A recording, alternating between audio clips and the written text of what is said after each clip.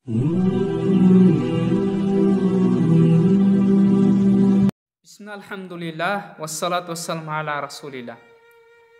Бала тәрбиелеу қайсы уақыттан башталады? Айрымдар 10 жаш, 12 жаш, 18 жаш, ал эми кейбирлери төрөлгөндөн кийин 40 күндөн башталат деген түшүнүк бар. Алымдарыбыз бул боюнча эмне дейт? Бала тәрбиелеу төрөл электен 9 ай мурда башталат.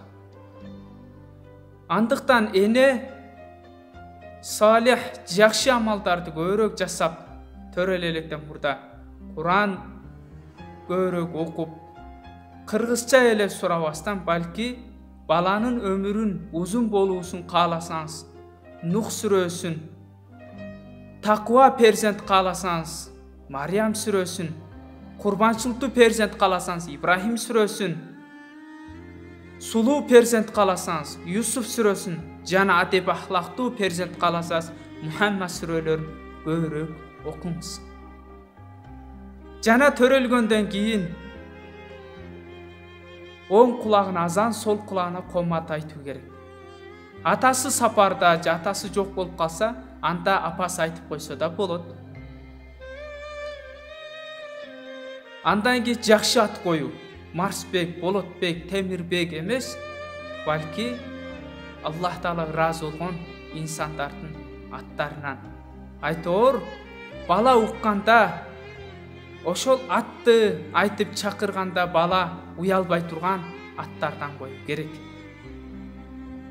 Андан кийин төрөлгөндө 7 жашка чейин Аллахты мактап, Аллахты улуктаңыз. Биз ойлойбуз, бала түшүнбөйт, укпайт. Бала түшүнөт, угат экенине далил астагфирулла билlah ва жа'ала лакумус сам'a вал абсара вал афида қалилан мимма ташкурун. Аллах субхану ва таала эмне дейт Кур'ан-ы Каримде? Биз адам баласын эң биринчи угуу сезимин бердик. Андан кийин көрүү, андан кийин түшүнүү сезимин бердик. Андыктан 7 жашка чейин Аллахты мактаңыз, Аллахты тааныштырыңыз. 7 жаштан 9 жашка чейин ислам менен тааныштырыңыз. İslamdагы өкүмдөрдү айтыңыз. 9 жаштан 10, 11, 12 жашка чейин эгерде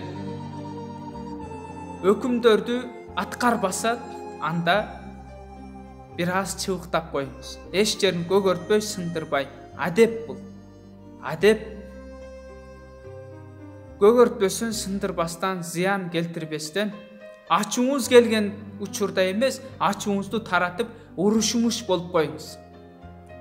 Өзгөчө энелер урушкан, энелер урганы жакшыраак. Эмне себептен? Себеби ата урганда өмүр бою жүрөктө ошол нерсе калып калышы мүмкүн. Ал эми эне урса күлүп жүрүп эстейт экенсиз. Апа билесизби, сиз мени короодо чыбык менен кубалап жүрүп ургансыз деп күлүп жүрүп эстейт экенбиз.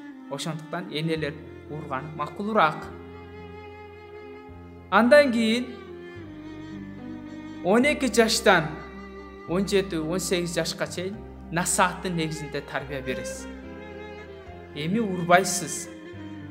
17-18 жаштан кийин сиздин насаатыңыз, Алланы тааныштырганыңыз, урганыңыз пайда бербей калат. Мындан ары 17-18 жаштан кийин көз жаш менен тарбия бересиз. Көз жаш менен. Балаңыз, кызыңыз үчүн көз жаш төкпөңүз. Өзүңүз үчүн көз жаш төкүңүз. Жараткан мени кечир, таза перзент бердиң эле. Мен жакшы таалим тарбия бербептирмин, алымдардан сурабаптырмын. Жараткан мени кечир деп тооба кылып, ыйлап Кудайдан кечирим сурайсыз. Андан кийин балдарыңыз, кыздарыңызга Аллах Таала тообонун эшиктерин ачып берет. Андыктан урматтуу бир тууганым, келиңиз, мына ушул нерсени билип башкалар менен бөлүшөлү. Саламу алейкум ва рахматуллахи ва баракатух.